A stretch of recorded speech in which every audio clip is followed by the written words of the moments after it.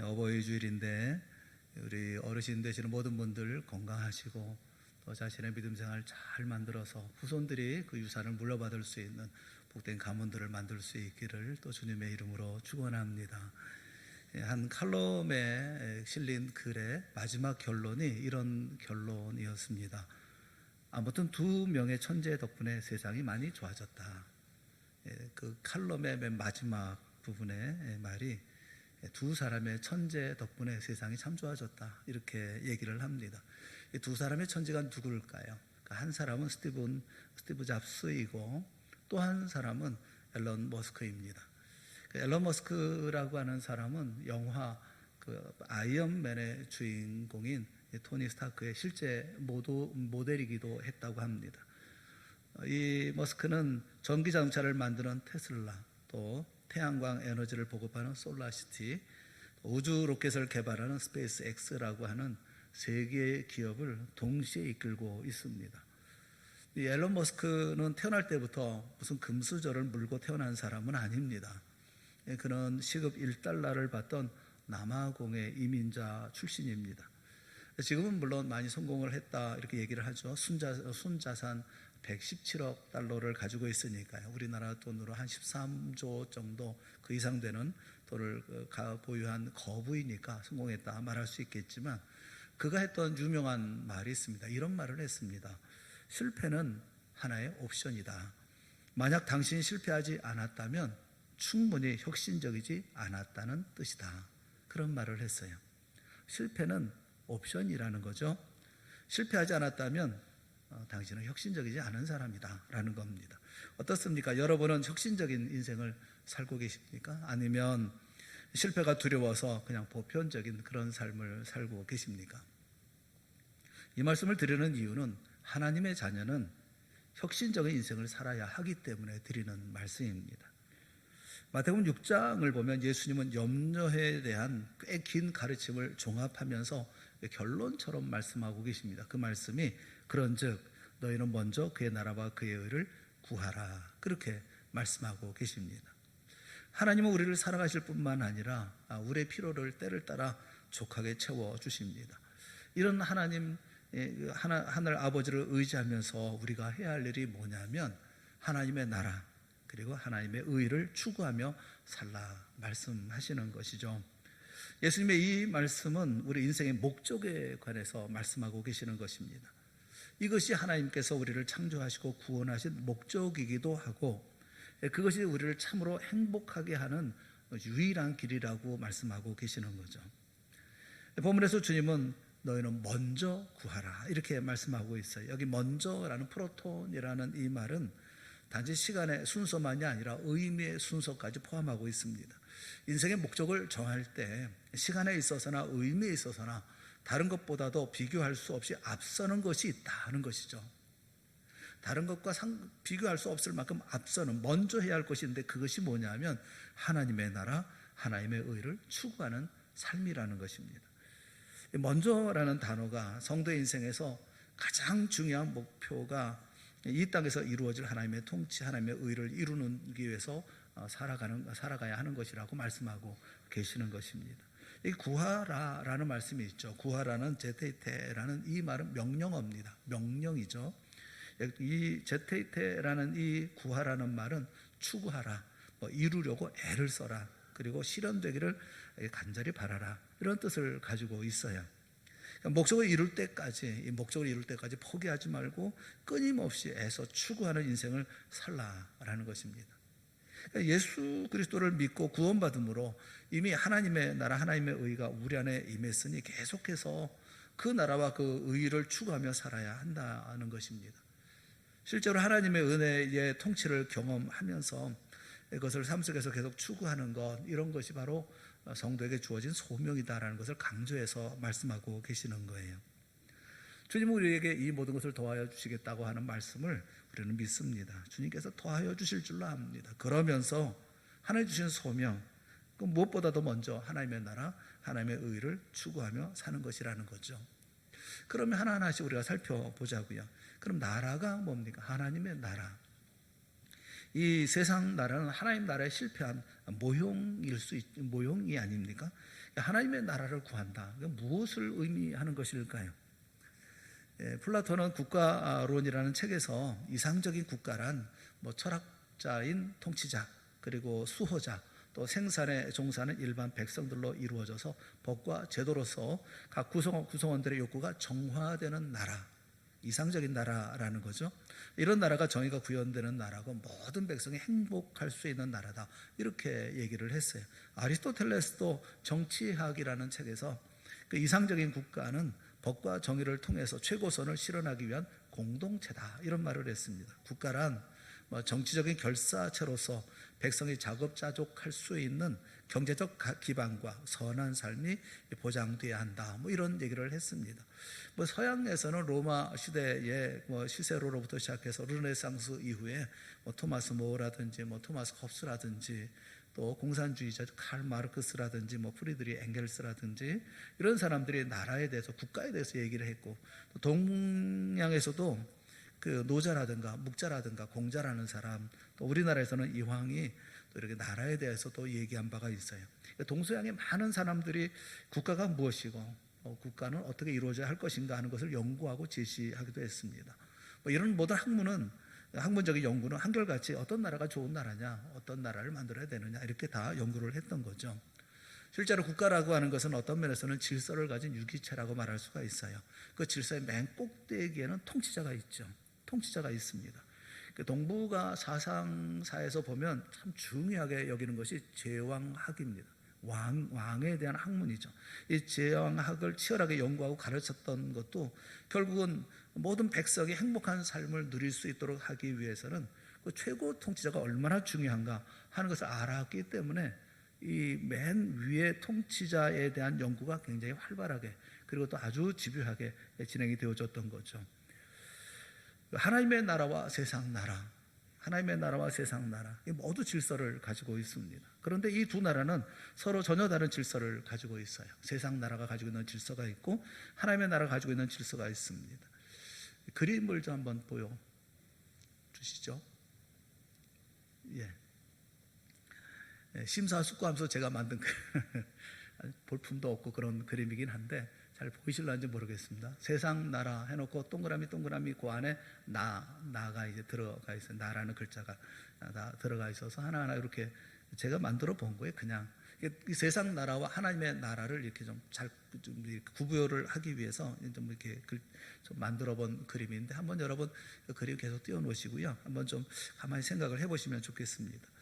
그 하나님의 나라, 세상 나라는 나름의 질서를 가지고 있습니다. 이 세상 나라는 사람들이 자기를 주인 삼는 나라가 이 세상 나라이고, 하나님 나라는 하나님을 주인 삼는 나라가 하나님 나라죠. 세상 나라를 조금 더 살펴보면, 세상 나라는 모든 사람이 각자 자기 사랑으로 어떤 주권의 그런 깃발을 세운 수많은 작은 나라들로 이루어진 나라입니다. 나라고 하는 나라가 모여서 하나의 큰 나라가 되어진 거죠. 이 세상 나라가 하나님을 대적한다는 면에 있어서는 하나일 수 있지만, 자기 사랑을 추구한다고 하는 점에 있어서는 무수히 분열된 나라라고 볼 수가 있어요. 이런 세상 나라에는 중요한 것이 이익이 충돌이 되면 자연히 거기 분쟁과 다툼이 발생하게 됩니다. 왜냐하면 나라는 나라를 지켜야 되니까. 그것이 나라들 사이에서 일어날 경우는 전쟁으로 발전하죠. 그래서 세상 나라는 평화를 원하지만 늘 분쟁과 전쟁이 끝이지 않는다라는 것은 맞는 말입니다. 이와는 대조적으로 하나님의 나라는 하나님 한 분에 대한 사랑을 중심축으로 그려지는 단 하나의 동심원과 같아요. 하나님의 나라는 하나님을 중심으로 해서, 그리고 우리 안에 계시는 성령님께서 계심으로 하나님 안에 다 녹아든 하나의 나라가 되어지는 것이죠.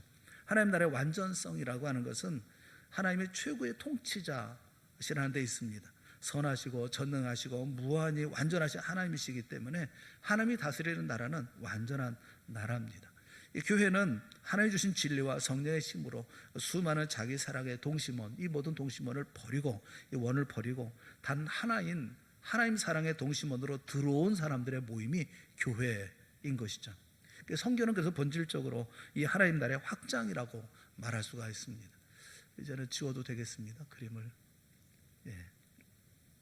그 어거스틴은 그가 편지가 있어요. 그 마르켈리누스의 편지를 쓰면서 하나님 나라의 성격에 대해서 잠시 언급한 바가 있습니다. 하나님 나라가 어떤 나라냐? 성도들은 세상과는 다른 도성의 백성들이며 또 그 도성의 왕은 진리이시고 그 도성의 법은 사랑이고 그 도성의 기한은 영원이다. 그렇게 말을 했어요. 하나님 나라에 대해서 이렇게 얘기를 한 것이죠. 오늘날 많은 하나님의 자녀들이 자기 인생의 추구점이 뭔지를 잘 모릅니다. 분명히 알지 못한 채 살아가는 경우가 참 많이 있어요.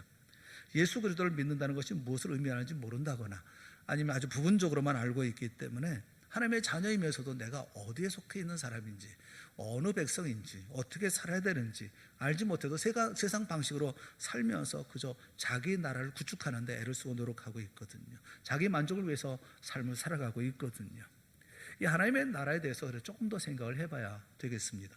하나님의 나라는 두 차원에서 생각해 볼 수가 있는데 현재적인 차원과 미래적 차원으로 생각할 수가 있어요. 현재적 차원이라고 하는 것은 이미 내게 임한 하나님의 나라를 말하고, 미래적 차원이라고 하는 것은 아직 성취되지 않은 하나님의 나라, 이렇게 둘로 구분해서 얘기를 할 수가 있어요. 현재적 차원의 하나님의 나라가 현재적 차원의 나라라고 하는 것은 예수님이 세상에 오심으로 하나님의 통치가 이미 임했다는 것을 우리에게 말씀해 주고 있는 거예요. 하나님의 통치가 세상에 임했고 하나님이 세상을 통치하고 계시고 사람들은 이미 그것을 우리의 영혼과 마음 안에서 누리고 있다는 점에서 현재적인 하나님의 나라, 현재 내게 임한 하나님의 나라를 말씀하고 있는 겁니다. 세상에는 아직 악의 영향이 있죠. 사단의 권세가 있지요. 하지만 이미 깨져버린 권세가 아닙니까?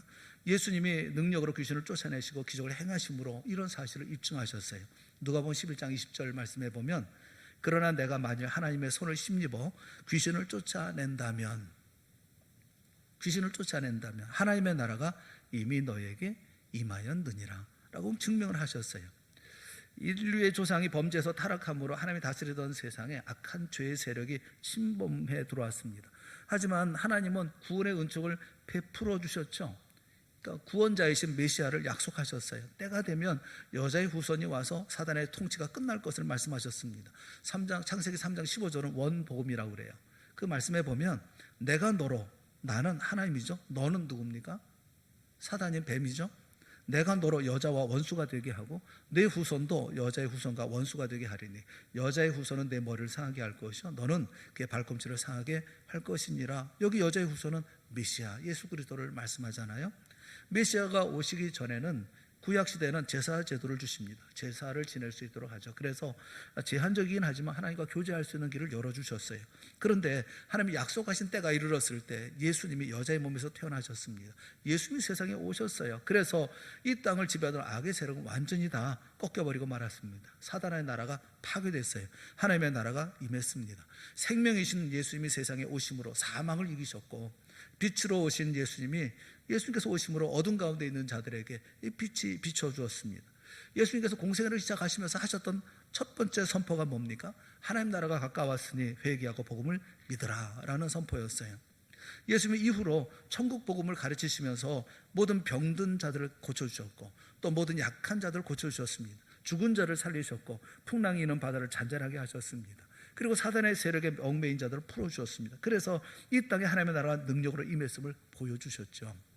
이게 육적인 부분만 아니라 아담과 하와가 범죄한 후에 우리의 그 죄의 대가는 죽음 아니었습니까? 이 죽음은 육신의 죽음보다도 더한 죽음이 영적인 죽음이었잖아요.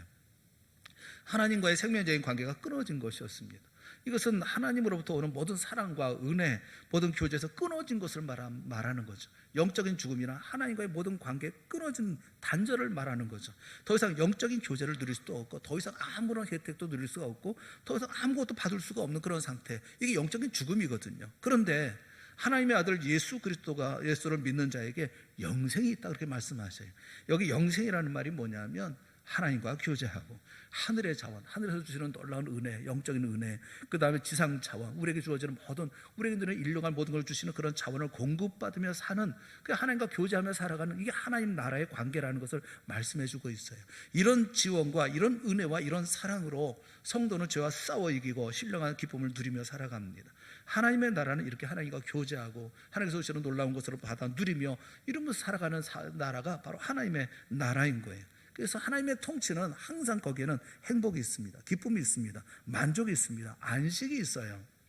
성도에게 임하신 성령이 그에게서 영원히 떠나지 않기 때문에 이와 같은 하나님의 통치는 영원히 계속됩니다. 그런데 현재적인 하나님의 나라를 누리지 못하고 있는 우리들이라는 거죠. 이미 우리에게 하나님의 나라가 임했는데, 주님께서 주시는 놀라운 은혜가 있는데, 영적인 은혜가 있고 우리에게 주시는 육신적인 모든 은혜가 있고 하늘에서부터 주어지는 은혜, 땅에서부터 주는 모든 은혜가 있음에도 불구하고, 그런데 이 하나님의 나라를 누리지 못하고 있어요. 세상에 하나님의 통치를 방해하는 것들이 있기 때문에 그래요. 우리 안에도 있고 우리 밖에도 있습니다. 그래서 주의 백성들을 항상 믿음과 순종의 삶을 요구하시는 이유가 거기에 있어요. 하나님의 나라를 능력으로 살고 싶다고 한다면 말씀 가운데 은혜를 받고 간절히 기도하면서 주님과 교통하며 살아가는 삶을 살아야 되는 것이기 때문에 그렇습니다. 같은 삶을 살아도 어떤 사람은 이기는 삶을 살고 어떤 사람은 실패하고 패배하는 삶을 삽니다. 왜 그런 차이가 생길까요? 믿는 사람들에게.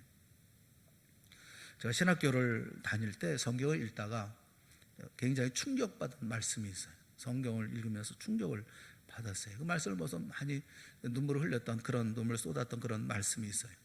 그 말씀은 사도행전 14장 20절에 있는 말씀이에요. 그 말씀이 어떤 말씀이냐면 바울이 일어나라는 말씀이에요. 바울이 일어나.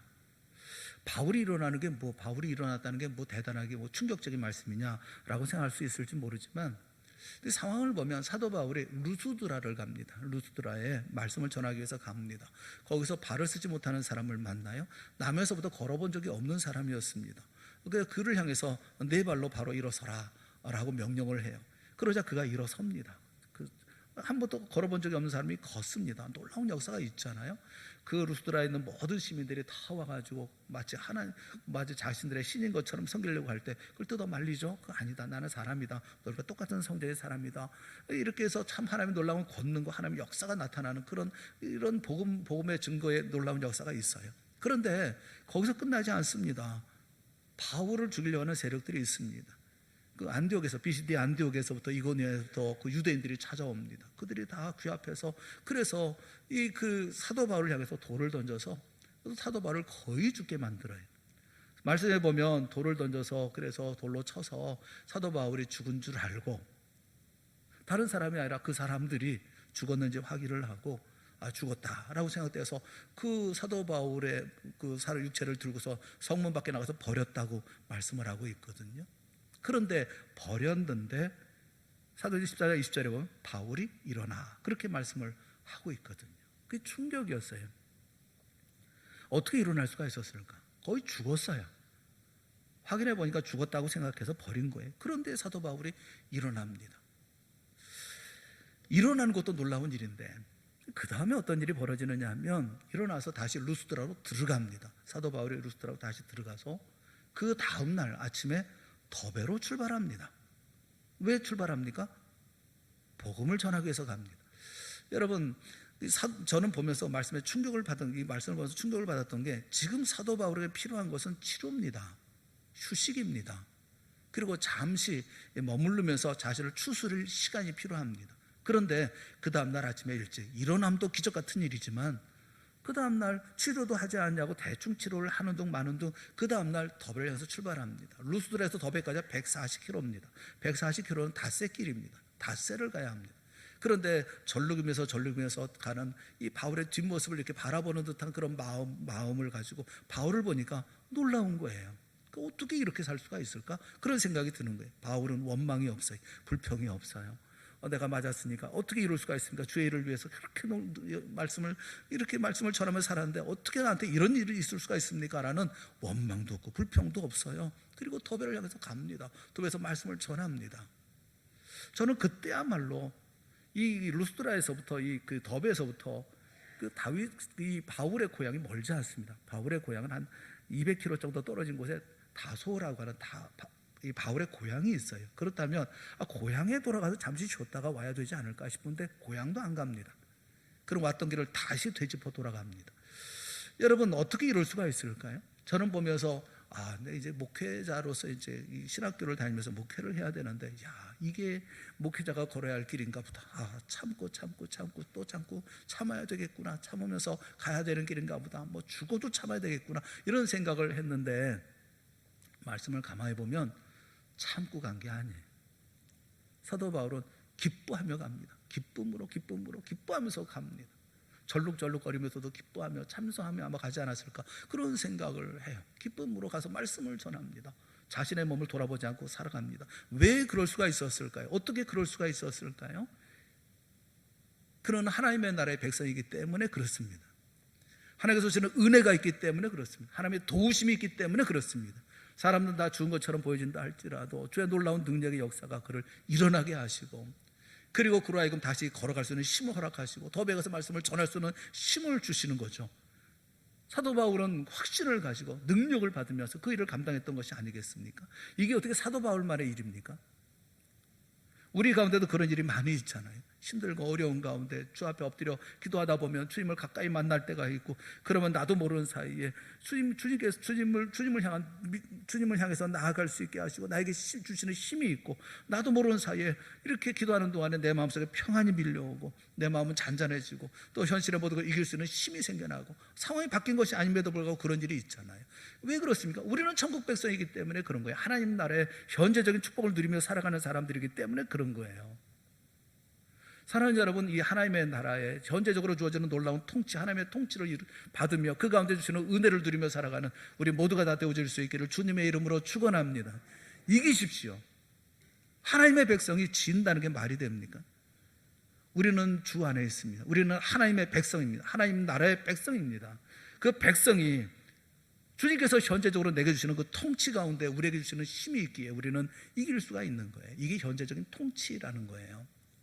우리 모두가 이런 하나님의 나라에서 주어지는, 하나님의 통치 가운데 주어지는 하나님의 나라 가운데 얻는 놀라운 유익을 누리며 살아가는 우리 모두가 될 수 있기를 바랍니다. 미래적인 차원의 이런 나라라고 하는 것은 어떤 것이냐면, 하나님의 통치가 완전히 성취된 그런 미래적인 나라죠. 아직 이루어지진 않았지만 이루어질 나라, 하나님의 통치를 방해하는 모든 요소들이 다 제거가 되고 하나님의 다스림이 완전해진 상태. 지금 세상은 악과 선이 섞여 있습니다. 하나님의 나라의 통치에 저항하는 것들이 여전히 있죠. 하나님의 통치를 떠난 사람은 미혹받을 수도 있고 구원받은 하나님의 자녀도 내적 갈등도 경험합니다. 그래서 경고하는 겁니다. 베드로전서 5장 8절에 보면 근신하라, 깨어라, 너희 대적 마귀가 우는 사자같이 두루다니며 삼킬 자를 찾나니 라고 말씀해요. 근신하라, 깨어라. 여러분, 승패는 이미 갈린 거예요. 사단에게는 우주적인 패배, 이것을 번복할 수 있는 힘이 없어요. 사단의 세력은 다 패망한 날의 패잔병과 같아요. 그들이 할 수 있는 거 별로 없어요. 주님이 오시는, 세상에 오시는 날 남아있던 모든 인간의 악들도 다 제거가 되어져 버리고 말 거예요. 이루고 하나님 나라를 우리가 누리며 살게 되어질 것입니다. 그러나 아직 임하지 않은 나라, 이것이 미래적 차원의 나라인 것이죠. 그래서 성경 우리에게 말씀해 주고 있는 거예요. 우리 몇 가지를 꼭 기억해야 될 것이 뭐냐면, 하나님의 자녀가 뭘 추구하며 살아야 되는지를 항상 기억해야 된다는 것이고, 두 번째는 인생의 소중함을 좀 생각하라는 거예요. 저는 말씀드리고 싶은 것이, 짧은 시간 동안 세상을 살고 있지만 영원한 삶을 살아가는 주의 백성들 아닙니까? 그렇다면 이 세상, 짧은 세상 속에서 우리가 해야 할 일이 뭐냐? 인생은 반복되는 것도 아니고 연장되지도 않습니다. 단 한 번밖에 없는 인생입니다. 그 시간 하나님 나라를 위해서 사는데 의미를 둬야 되지 않겠어요? 고린도서 15장 58절에 그럼 너의 사랑하는 형제들아, 견실하며 흔들리지 말고 항상 주의 일에 더욱 힘쓰는 자들이 되라. 이는 너희 수고가 주 안에서 헛되지 않은 줄 알미라 말씀하고 계시잖아요. 우리 믿음의 선조들은 세상 살면서 미치광이라는 소리를 들었고, 어떤 이들은 삶의 터전을 버렸고, 어떤 이들은 죄악의 낙을 누리는 것보다 하나님을 위해서 고난받는 것을 더 기뻐하는 것으로 택했습니다. 어떤 이는 조롱과 매질도 당하기도 했었어요. 이렇게 살았던 이유가 뭡니까? 모두 영원한 하나님의 나라에 대한 소망이 있었기 때문에 그렇죠. 이들이 이런 삶을 살 수 있었던 것은 그 나라의 왕 대신 예수 그리스도를 사랑했기 때문에 그런 거예요. 우리도 그렇게 살아야 되지 않겠어요? 히브리서 11장 6절에 그들이 이제는 더 나은 본향을 사모하니 곧 하늘에 있는 것이라. 이러므로 하나님이 그들의 하나님이라 일컬음 받으심을 부끄러워하지 아니하시고 그들을 위해 한 성을 예비하셨느니라 말씀하고 계세요. 우리 동산의 모든 성도들이 하나님이 부끄러워하지 않는 성도들이 되어질 수 있기를 주님의 이름으로 축원합니다. 여러분을 위해서 한 성이 예비되어져 있는 그 성을 바라보며 살아가는 우리 모두가 될 수 있기를 주님의 이름으로 축원합니다. 하나님의 나라 백성은 하나님의 나라 백성답게 살아야 되지 않겠어요? 주시는 은혜를 누리며 삶을 살아야 되고 기쁨으로 감사함으로 살아야 되지 않겠습니까? 또 한 가지는 하나님의 의예요. 하나님의 의, 하나님의 의를 갈망하는 것은 천국 백성들의, 하나님 백성들의 특징입니다. 이것을 하나님의 의를 이루는 것에 대해서 어떤 긴 성화의 과정을 거쳐서 도달했던 높은 신앙의 경지, 그런 사람이 하는 것이다, 그렇지 않습니다. 방금 예수 그리스도를 믿은 사람도 하나님의 의를 갈망합니다. 이 갈망은 하나님이 세상을 창조하신 목적대로 되기를 바라는 간절함인 거예요. 세상 모든 사람들이 하나님의 뜻대로 살아서 모두가 평화롭고 행복하게 되기를 바라는 마음인 겁니다. 성도는 자기 안에 이루어진 하나님의 나라처럼 자기 밖의 세상에서 이루어질 하나님의 의를 갈망하며 삶을 살아가는 거예요. 마태복음 5장 6절에 그래서 예수님이 말씀하셨죠. 의에 줄이고 목마른 자는 복이 있나니 그들이 배부를 것이며, 그렇게 말씀하고 계셔요. 본래 의라고 하는 것은 하나님의 성품 중 하나인데, 그런데 이 의, 구약성경에는 의를 뜻하는 히브리 단어가 두 가지가 있습니다. 하나는 제테크라는 말이고 하나는 제테카라는 말이 있어요. 이 제테크라는 말은 비슷한 뜻을 가지고 있는데 약간의 차이가 있어요. 이 제테크라는 이 말, 의라는 말, 그 의는 뜻의자가 아닙니다. 의로울 의입니다. 의예요. 하나님의 의. 이 의는 사람 마음 안에 있는 의의 자질. 제테크라는 말은 우리 안에 있는 자질을 얘기를 해요. 제테카라는 말은 뭐냐면 사람 마음 안에 있는 의의 자질이 나타난 의로운 행동을 제테카라고 얘기를 합니다. 신약성경에서 의라는 말을 디카우시네라고 표현하고 있는데, 디카우시네라는 말은 옳다라는 거예요. 허물이 없다, 그런 뜻입니다. 그러니까 조합적으로 보면 의라고 하는 게 뭐냐, 하나님의 성품인 의의 반영으로 사람의 내면 세계와 외면 생활이 하나님의 뜻에 완벽하게 합치된 상태, 하나님의 뜻에 완벽하게 합치된 상태를 의라고 얘기할 수가 있어요. 하나님의 뜻이 뭡니까? 율법에 기록되었고 그 율법의 핵심은 십계명입니다. 이 율법을 통해서 의로운 상태가 무엇인지 알 수가 있는 거죠. 그러니까 책망할 것이 없는, 이 율법을 비추어 볼 때 책망할 것이 없는 상태를 말해요. 하나님을 사랑하고 그리고 하나님을 사랑하는 그 마음으로 이웃을 사랑함으로 하나님의 뜻에 완전하게 합치된, 이것을 의롭다, 의로운 상태다라고 말하는 거예요. 근데 여기서 한 가지 분명히 우리가 알아야 될 것이 있습니다. 그게 뭐냐면 구원과 관련해서 의는 율법적 의가 있고 복음적 의로 구분된다는 겁니다. 율법적 의가 있고 복음적 의로 구분된다는 겁니다. 율법적 의라고 하는 것은, 율법적 의는 율법을 지킴으로 얻는 의인데 이것은 불가능해요. 우리는 율법을 지킴으로 의를 얻을 수가 절대 없습니다. 오히려 율법을 통해서 우리는 자신의 죄만 확인하는 거예요. 율법적 의를 통해서 의를 얻을 수 있는 사람은 아무도 없어요. 그런데 복음적 의가 있어요. 복음적 의는 예수님이 세상에 오셔서 죄인들을 대신해서 율법의 모든 요구를 만족시키심으로 이룬 우리에게 주신 의가 있어요. 이 복음을 믿는 자들에게 주님은 자신이 이미 이루신 그 의를 주시는데, 이것이 바로 우리 안에 있는 하나님의 의인 겁니다. 로마서 1장 17절에 있는 말씀을 우리 한번 다 같이 한번 보면 좋겠어요. 다 같이 봅시다. 시작. 복음에는 하나님의 의가 나타나서 믿음으로 믿음에 이르게 하나니 기록된 바 오직 의인은, 의인은 뭘로 살아요? 믿음으로. 복음에는 뭐가 나타나요? 하나님의 의가 나타나요. 예수님께서 십자가에 죽으심으로 그 의가 우리에게 주셨다는 사실을 믿음으로 의인은 사는 거예요. 주님이 주시는 이 복음적 의만이 죄인을 하나님께 받아들여지게 하는 의인 겁니다. 이렇게 복음을 받아들인 사람에게 이미 뭐가 있어요? 하나님의 의가 있어요. 그런데 예수님께서는 하나님의 나라와 함께 그 의를 추구하라, 그렇게 말씀하셔요. 이미 하나님의 자녀들에게 의를 주셨어요. 그런데 왜 하나님의 의를 추구하며 살라고 할까? 그 의미는 뭘까? 이걸 구체적으로 좀 실제화시켜서 여러분에게 좀 이해를 돕도록 하기 위해서 몇 가지 아주 쉬운 말로 표현해서 말씀을 드리려고 그래요. 첫째가 뭐냐면, 하나님의 의를 추구한다고 하는 게 뭐냐면, 쉽게 말하면 세상 모든 사람이 구원받기를 바라며 산다는 거예요. 모든 사람이 그리스도를 믿는 믿음으로 하나님께 용납받을 만한 의를 받게 되기를 바라는 마음으로 사는 거예요. 하나님, 우리만 아니라 하나님께서 원하시는 것은 모든 사람이 우리가 누리는 그 구원의 의를 누리기를 원하십니다. 하나님의 자녀는 이 하늘 아버지의 소망에 동참해야 되는 거죠. 그 마음을 받는 거죠. 어제가 어버이날이었잖아요. 어버이날이었는데 우리 모두가 부모님을 다 생각하지 않았겠습니까? 부모님을 생각하고 부모님 찾아뵙고 다 그러지 않았겠어요? 그래서 부모님이 원하는 거, 뭐 이게 기뻐하시는 거, 이렇게 지금도 부모님 계신 분들은 참 행복한 거예요. 부모님 다 모시고 이렇게 만날 수 있고 한다는 얼마나 기쁘고 행복한 일이겠어요. 또 만나 뵈면 또 뭘 하면 부모님을 기쁘게 해드릴 수 있을까, 이런 생각하잖아요. 오늘 하늘아버지를 생각하는 우리 모두가 되었으면 좋겠습니다. 어제 부모님을 생각한 것처럼 아버지가 원하시는 바가 뭔지, 하나님이 원하시는 바가 뭔지 그걸 생각하는 우리가 됐으면 참 좋겠어요. 하나님 뭘 원하십니까? 모든 사람이 의 가운데 있기를 원하시는 거 아니겠어요? 여러분, 우리가 겪는 고통은 다양합니다. 뭐 가난이라든가 질병이라든지 뭐 무지라든지 뭐 관계, 잘못된 관계라든지 고통을 겪어요. 고통의 원인들은 서로 상관이 없어 보입니다만은 그 뿌리는 하나예요. 그 뿌리가 뭡니까? 바로 죄죠. 죄는 결국 하나님을 모르고 하나님과 바른 관계를 맺지 못한 데서부터 비롯되어지는 것이 아닙니까? 하나님과 관계가 회복될 때에 인간은 비로소 고난 속에서 세상을 이길 수가 있고 어두운 인생길 가운데도 바른 길을 찾을 수가 있는 것이죠. 하나님은 그래서 원하시는 것이 세상 모든 사람이 하나님과의 교제를 통해서 영적인 생명과 사랑을 풍성하게 누리게 되어지는 것입니다.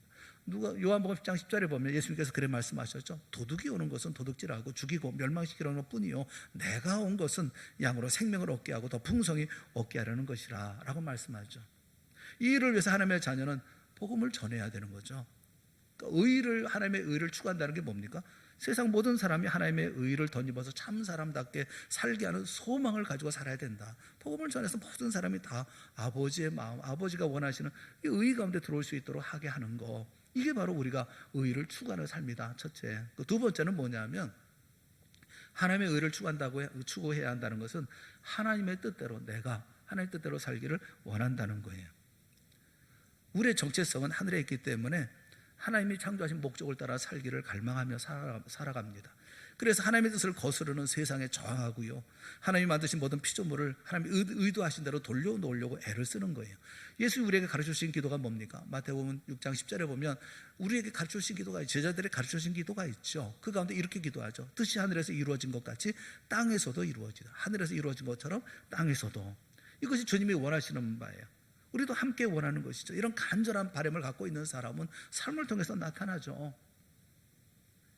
역사라고 하는 것은요, 여러분, 역사라는 것은 막연한 희망이나 적극적인 사고방식으로 변화되지 않습니다. 근본적이고 급진적인 회개가 역사를 바꿉니다. 이 급진적이라는 뜻의 레디컬이라는 영어 단어는 그 뿌리를 뜻하는 라틴어 라딕스에서 왔어요. 급진적 회개는 뿌리로 돌아가서 근본적으로 돌이키는 거예요. 잘못된 뿌리를 찾아서 뽑아버리는 겁니다. 신앙생활은 광신이 아니라 전심의 신앙을 갖는 거예요. 광신이라고 하는 것은 자기가 주인이 되어서 하나님을 이용하려고 하는 것이고, 전심은 하나님께서 온전한 주인이 되셔서 다스리시는 것을 얘기를 하는 거예요.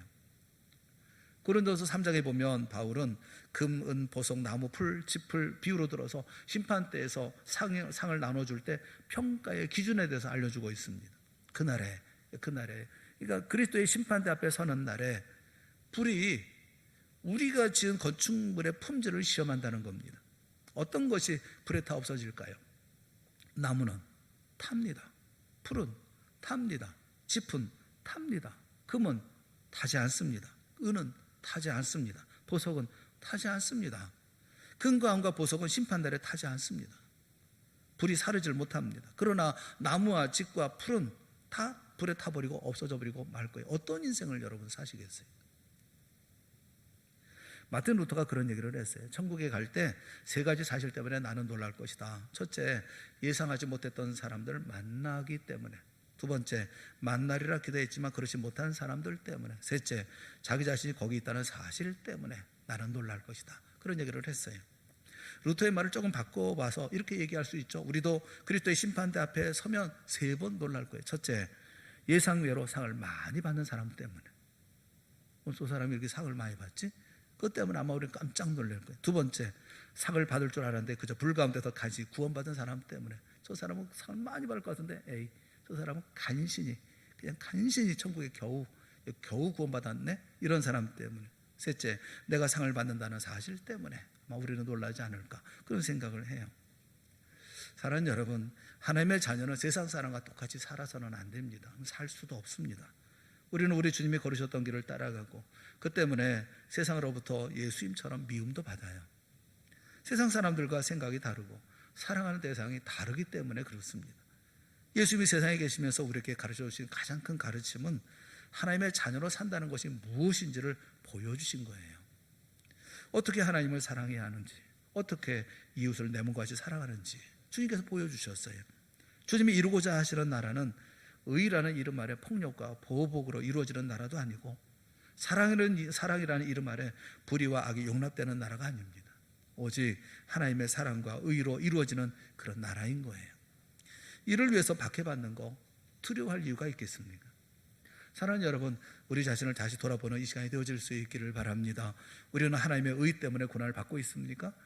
혹시 세상 사람들이 어깨동무하자고 자기만을 위한 이런 그 세상을 우리가 살고 있는 것은 아닙니까?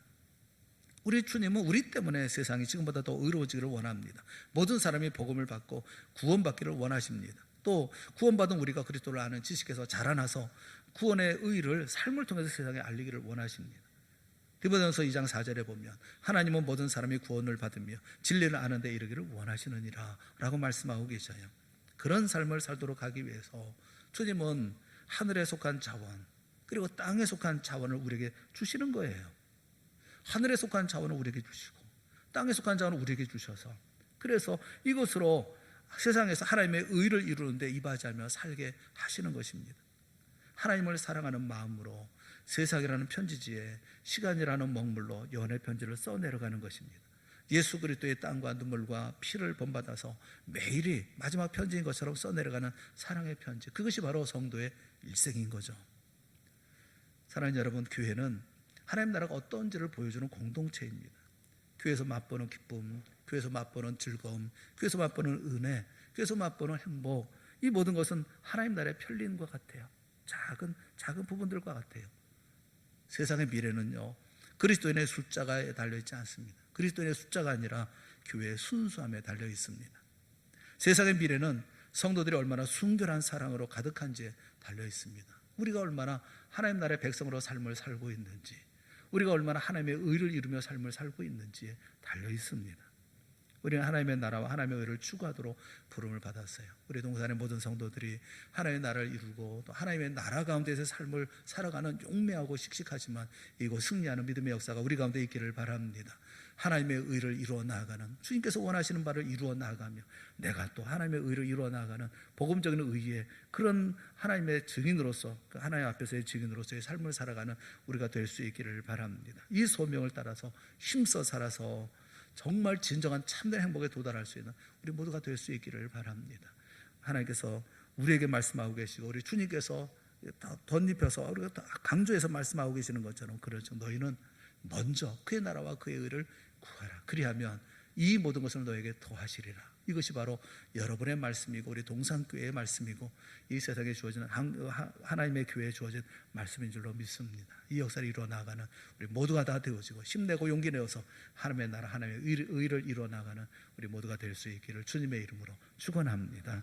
함께 기도하겠습니다. 사랑의 하나님 아버지, 주님께서 우리에게 베푸신 은혜를 기억하는 저희 모두가 되게 하여 주시옵소서. 내가 누구인지를 알게 하시고 내가 무엇을 해야 할지를 알게 하여 주시옵소서. 세상 나라 가운데서 허우적거리는 우리가 되지 않게 하여 주시옵시고 하나님 나라에서 하나님 백성으로서 마땅히 누리는 모든 것을 가지고 힘이 있고 능력 있게 이기고 승리하는 저희가 되게 하여 주시옵소서. 우리가 바라봐야 할 것 바라보게 하시고 가야 할 길 가게 하여 주시옵시고 이룰 일 이루어 나갈 수 있도록 우리 동산교회를 지켜주시옵소서. 예수님의 이름으로 간절히 기도드리옵나이다. 아멘. 우리 다 같이 자리에서 일어나셔서 우리 400